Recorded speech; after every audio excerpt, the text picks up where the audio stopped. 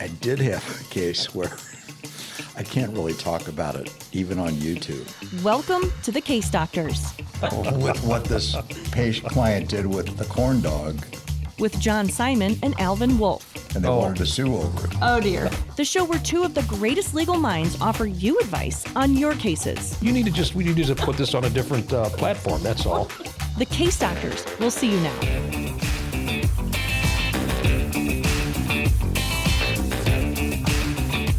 Welcome to the Case Doctors. I'm your host, Christine Byers of Simon Law, and I'm joined by the Case Doctors, John Simon and Alvin Wolff. Now, between them, they have more than 80 years of experience as plaintiff's attorneys, so there really isn't a scenario they haven't already encountered on a case and figured out how to handle it.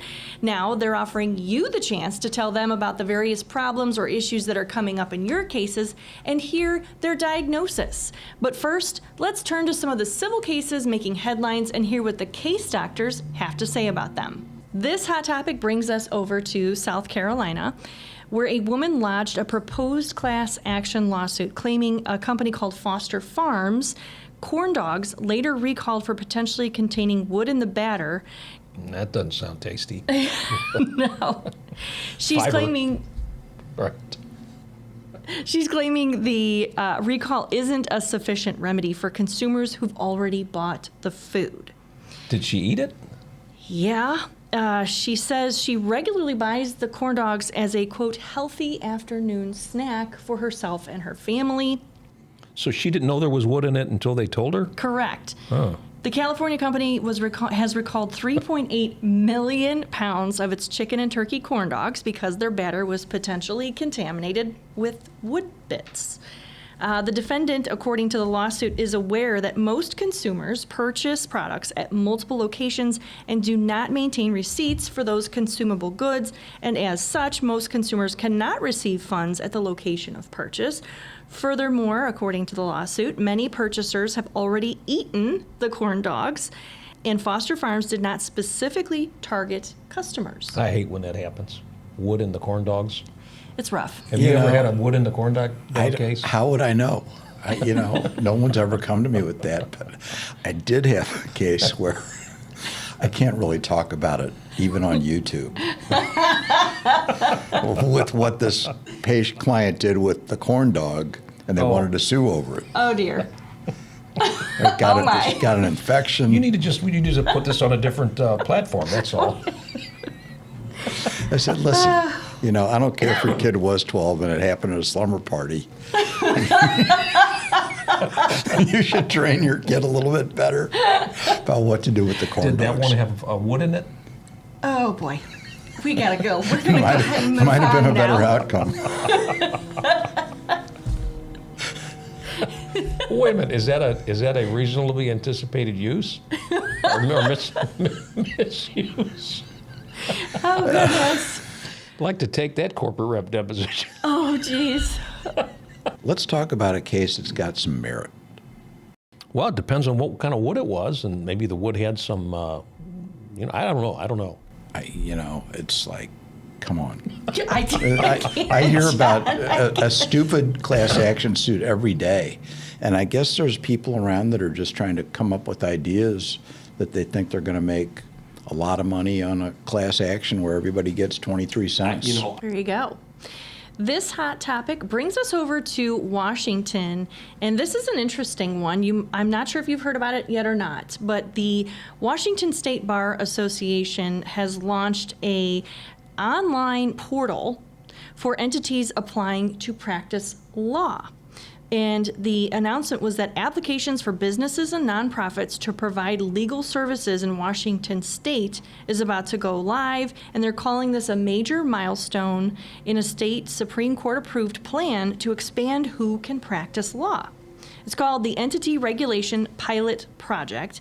The aim is to widen access to legal guidance about matters such as housing and medical expenses, according to the Bar Association. So this is being provided by people who aren't licensed attorneys. Correct. I've got all kinds of problems with that. I do too, but it doesn't really sound a whole lot different than if a layman just goes to ChatGPT and gives them a legal situation and they get a response and they move forward with it. There was a company I remember called We the People that was selling legal documentation. Right, I remember where you that. could do your own will. Yes, yeah. And you could do your own divorce. And they were just selling you the platform to do it. Yeah, I guess, maybe you give them the advice, maybe they're giving the advice and then telling you it's not worth a shit. I mean, you could do that, I guess, say it's not real legal advice. And There's a dentist I know who's now moved into fat reduction, where you go dentist? a dentist. just And remove all their teeth. you could do that. That'll slow down. But it's like, I said to this guy, and it reminded me of, of some lawyer who had an OB who was doing something not related to OB. And it was like the first question he asked him in the deposition was, what does this have to do with being an obstetrician? So I asked this guy, what does this have to do with being a dentist? Because he advertises being a dentist, but then you can come in and do cool sculpting and lose your fat cells or whatever it is. And he says, well, it makes money. Is it something they do in the waiting room or the dental chair, or exercises at home? Or They got a room you go in and they do they put the probes on you and they shrink your fat cells, I guess. Cool sculpting is like a device that they put on So you. I Freezes guess, you. you've got a captive audience. You got people already in the waiting room. There's no, the overhead is already there. Lose weight while you wait. I'm going to start a portal. Anybody, they got some internal bleeding or something, just give me a shot and I'll give my best, to tell you what I think. And I mean, how is that different than somebody giving legal advice? I think you do a pretty good job. You know enough medicine. Well, I mean, I still wouldn't do it. I agree, but I also think that would be a good opening for law schools to train law students how to be lawyers, where you get some practical advice. So when we were at St. Louis U, we had Rule 13, where we could represent indigent people. But you were supervised. Nobody supervised me. But you were supposed to be. You had somebody to go to with questions. Thank you, gentlemen. Time now to turn to our email inbox for the cases our viewers have sent in for the case doctors to diagnose. Now, just so everyone knows, we're not going to reveal where these cases came from. We're not going to name any names or firms to protect the confidentiality of the cases. Instead, the case doctors are going to focus on just the issue in each of them. So as they say, the case doctors will see you now. All right, doctors, our first letter today comes from the client who sued their own lawyer and won't stop. This is a frustrated defense counsel over in Illinois. My client has sued 5 prior attorneys for malpractice and has already threatened to sue me before I've even filed an appearance. They record every conversation, send long manifestos about judicial corruption, and refuse all settlement offers on principle. I know I can withdraw for cause, but the court has been slow to approve substitutions. How do you handle a client like this ethically and practically without compromising your sanity or the case? Withdraw now. You fire them. Fire the client immediately. I had a guy last year threatens to sue me before I even had the medical records. Yeah, once that happens, So once you hear that, it's over. It's over. Get another lawyer and good luck. Yep. Non-starter. Non-starter. It's a deal killer. I mean, you should be hesitant to represent somebody for a whole lot less than that. Just not if you can't really trust them. Why would you? I can't represent somebody that I don't trust and doesn't trust me. I mean, here you have somebody that's like out and out threatening to sue you before you even entered your appearance. 5 prior lawyers. That's a red flag to begin with. I would run from that. How many cases have you taken where one, or better yet, how many cases have you taken where 2 lawyers before they came to you were terminated? The one I settled yesterday, there were 2 lawyers on it before. Is that right? But one guy lost his license and one person that's didn't have the competency. Well, I'm saying that the client terminated them. Where the client terminated them. No. I don't do that. When somebody's on their, if I'm looking at a potential case and somebody's already looked at it, what I'll do is I'll figure out who that is and give them a call. Or if it's somebody that I know is competent, I'll take that into, that's very telling. But when somebody comes in and they've been to a lawyer and they've terminated that lawyer, I run from that. Yeah, this is a hard enough job that you don't need to invite controversy or problem clients. I mean, representing good clients is a pleasure. Representing bad clients, I don't do that anymore. If they're rude to my staff, that is a deal killer as far as I'm concerned. Yeah, I avoid it at all costs. You gotta like your client.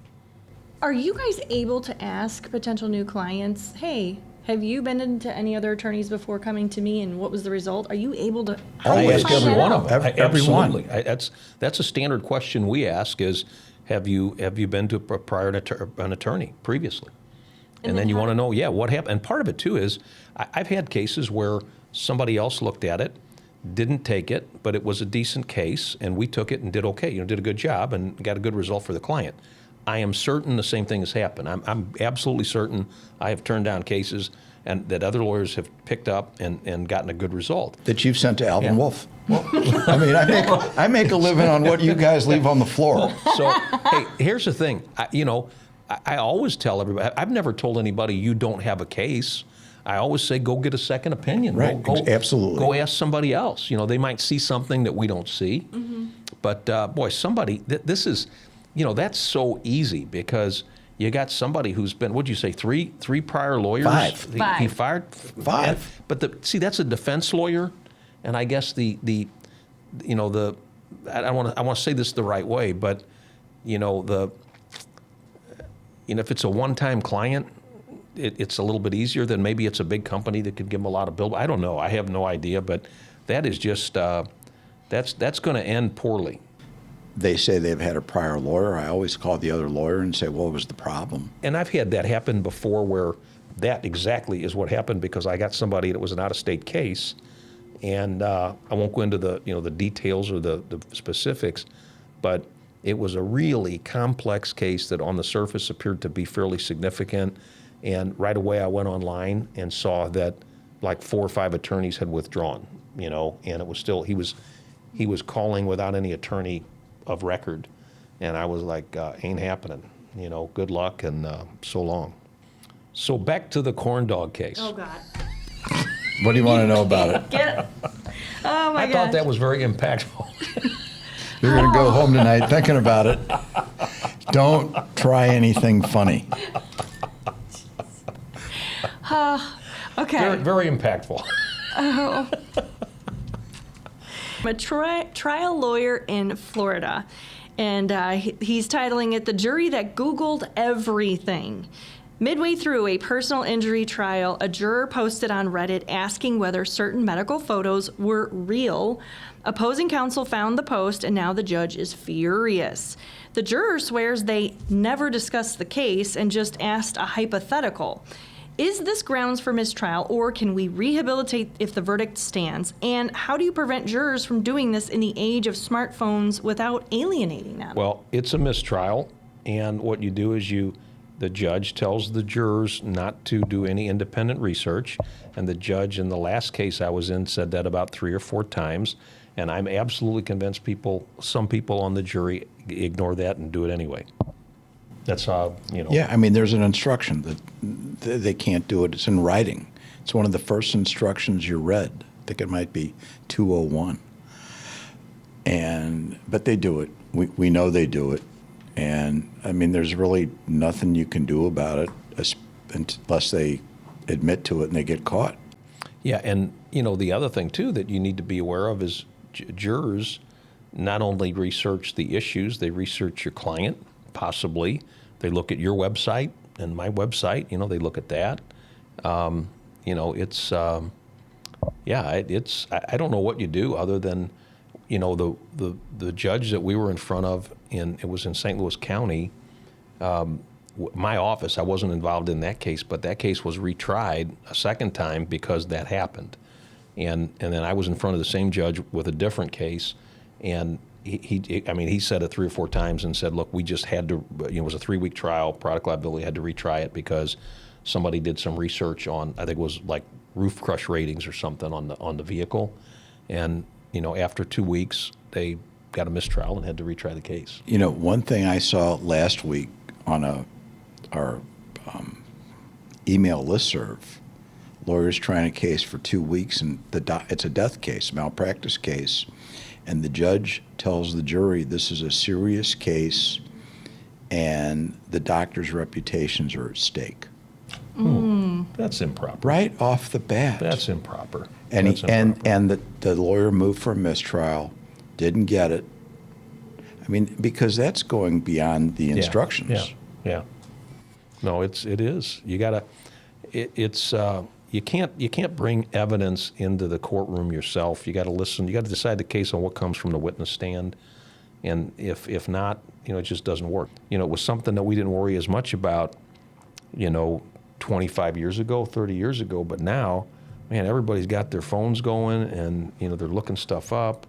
The thing we'd worry about, like I had an automotive product case years ago. It was like 25 years ago, and the day before close, a full-page article in the local newspaper about how safe the Ford cars. I mean, it was crazy. It was taken out by some dealer in outstate somewhere, and it's in the St. Louis Post-Dispatch. I mean, those kind of things are a little more obvious, but when somebody can access it with their phone, who knows? And who knows if it's even accurate what they're looking at, right? No idea, especially with AI, and you can have these fake generated images and movies and everything. It's a tough world to deal in right now. Alvin, what's your prognosis for this case? Is it a mistrial, or can they rehabilitate if the verdict stands? Well, if there's 13 or 14 jurors, and if that juror did not discuss it with anybody, and he brings it to the court's attention, the court could dismiss that jury and seat an alternate juror as one of the jurors, and then you could go forward. Otherwise, if he talks about it with everybody, then it's a mistrial. It's like your kid. You tell them don't do something, they do it anyway. Absolutely. Okay, gentlemen, that will do it for this episode of The Case Doctors. If you have a case that you would like the Case Doctors to dissect, send us an email at cases@thecasedoctors.com. And here's a QR code that will take you directly to our contact page. Once again, we will be keeping all names and cases confidential. Thank you for joining us, and we will see you next time on The Case Doctors.